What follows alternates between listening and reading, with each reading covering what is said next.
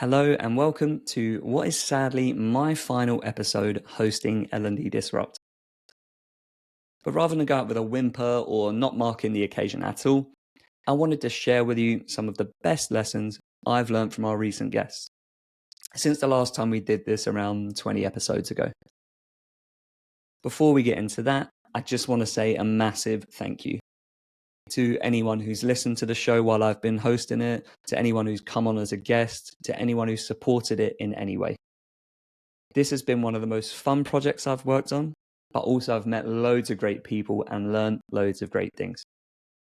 And it's really helped me with things like my self-confidence, my ability to communicate, my ability to facilitate conversations too. So if we're not already connected on LinkedIn and you would like to stay in touch, you can find my LinkedIn profile in the description below. And please keep listening to the show. I know the How Now team are going to keep it going and growing with loads of great guests and great conversations over time. So let's get into some of these quick fire lessons from our recent guests.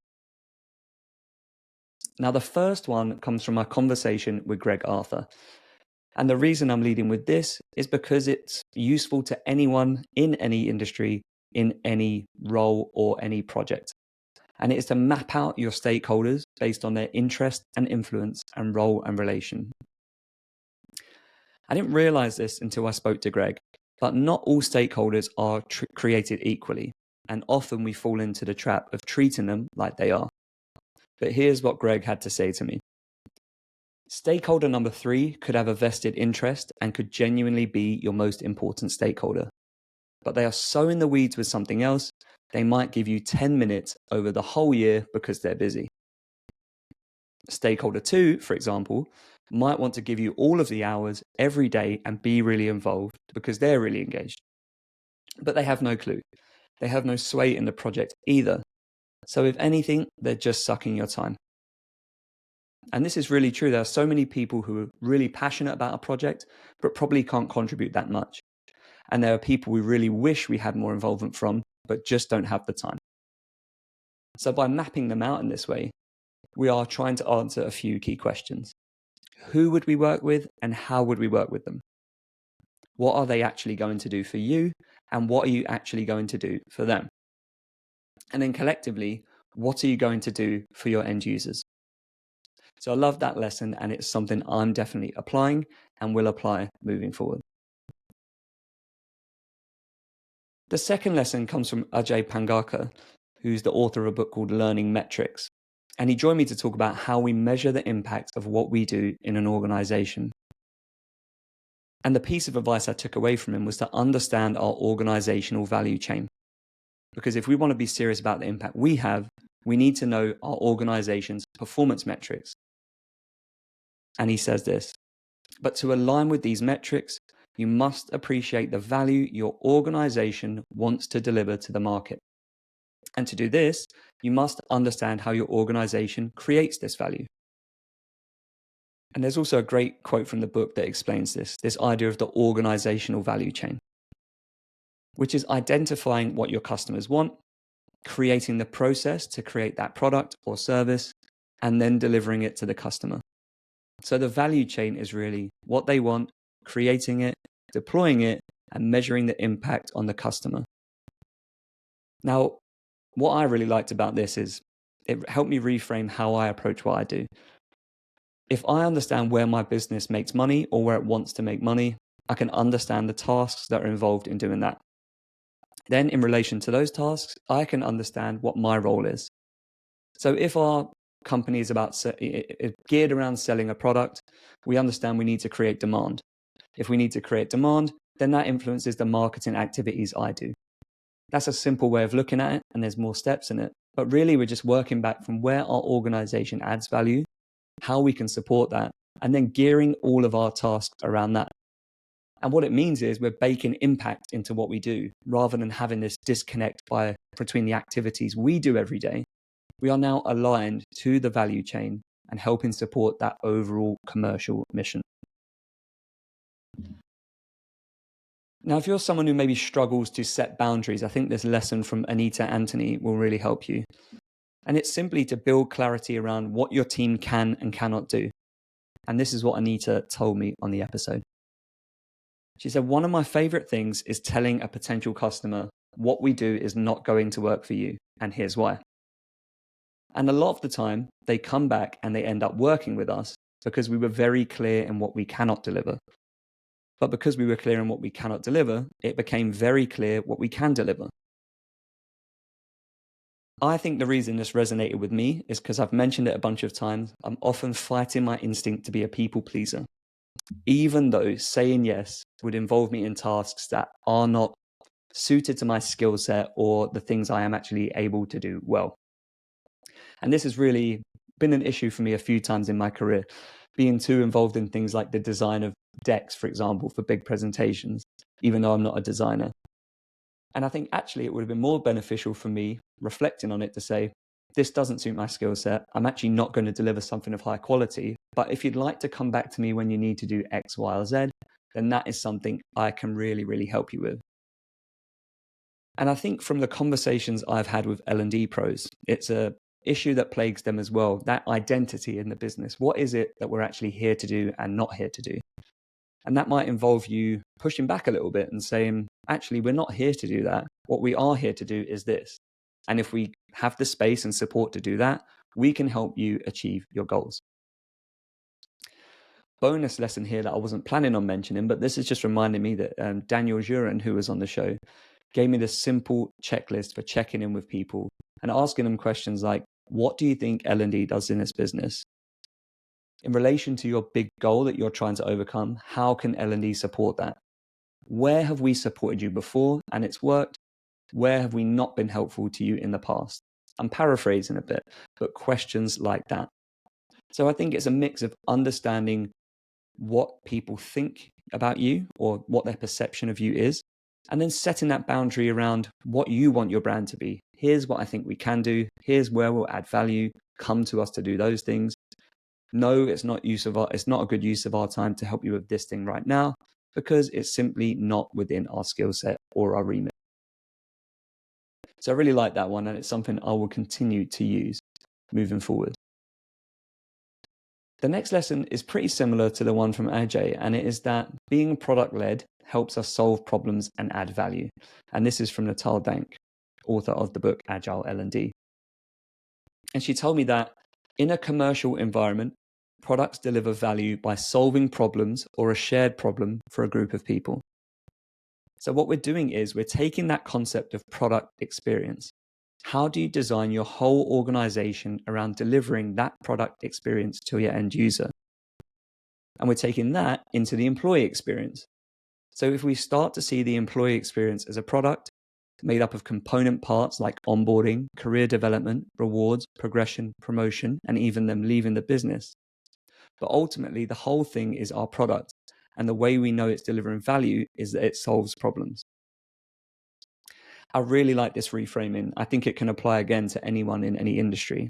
But essentially, it's asking us to think about the audience that we are trying to communicate with, what the shared problem is for them, and what are the component parts of everything we do as a wider product that influence them and those problems.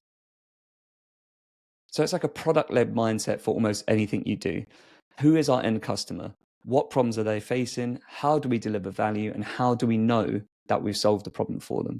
And if you can answer those four key things, I think you've got a really solid footing to create stuff that actually adds value, because you know your audience, you know your problems, and you know what success looks like. So really, if we're just filling in the blanks between that, we're setting ourselves up for some pretty good success. Another quickfire lesson, a couple here about well-being. Now, I spoke to the author of 52 Weeks of Wellbeing, Ryan Hopkins, on the show, and he introduced this concept of the rest ethic to me. And the idea is this. He says, we valorize people who sit at their desk all day and seem to be very productive. But I know plenty of people who spend a very long time at work who are absolutely useless. And I know loads of people who work flexibly and potentially work less, but are ultimately super productive. So I say now, judge me on what I produce, the positive effect I have on people around me, and not how long I sit here doing it, because it's about the outcomes. So it's the way we glamorize people who work all night to get something done. But we should also celebrate the people who deliver great outcomes, but are able to take time for themselves to rest more and improve their well-being.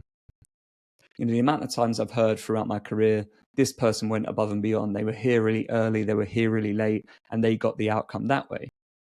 But we don't really have the same view of people who still produce great outcomes, but actually they are able to set more boundaries. They're able to be productive over a 2-hour period and deliver it to us sooner. And that allows them to rest, to take time for themselves. So it's this idea of the work ethic versus the rest ethic. We need to work on our rest ethic just as much. We need to praise people who are still able to reach outcomes without putting in this unreasonable amount of work. The second part of this double header on mental health and well-being comes from my conversation with Liggy Webb. And she was talking to me about being mind fit for future challenges, hence this bringing in of the idea of mental health. But it was something she shared to me around resilience, and it was not to jump in. She said to me, when it comes to human resilience, we have to experience struggle. We have to experience setback, and we don't become resilient when life is easy. I think sometimes what happens is we see people struggling and we think, I know, I'll jump in and make it easier for them. But what we're actually doing is we're taking away the opportunity for them to be able to learn or for them to be able to grow. Sometimes other people struggling is part of their journey, and there's a big line, if you like, between trying to be helpful and actually interfering. I like this one because this is something I've done a lot personally, or people have done to me. Imagine you're new at a company and you're struggling to learn a process and you really want to perfect it. And you're asking someone else who's been there a while to show you how it's done. But that person might want to just say, it's easier if I show you, it'll be quicker if I show you now. But if they do that a few times, you actually never learn the process hands-on, and you also don't make the mistakes that would allow you to build the resilience in doing it. So I think this idea of creating space for resilience is a really, really nice one. And a bonus lesson from Liggy, she also reminded me that resilience isn't about toughing it out. She said, resilience is not about toughing it out at any cost to the detriment of our own well-being. Sometimes in the work that I do, I see examples of this happening, but a big part of resilience is self-care. It's giving the world the best of you instead of what's left of you.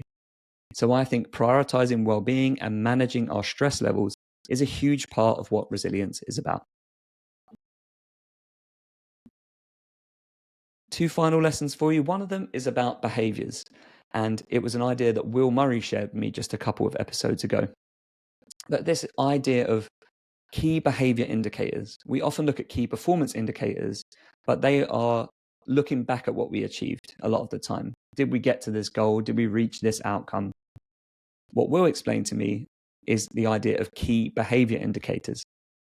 And he said, what we're looking at is actual behavior and desired behavior. And we can see alignment. We can actually measure how aligned a team's behavior is against what it says it wants to do. And that's what we call a key behavior indicator, or a KBI. When you measure behavior, what you're actually assessing is future progress, because the way you behave today will determine what happens tomorrow and the day after.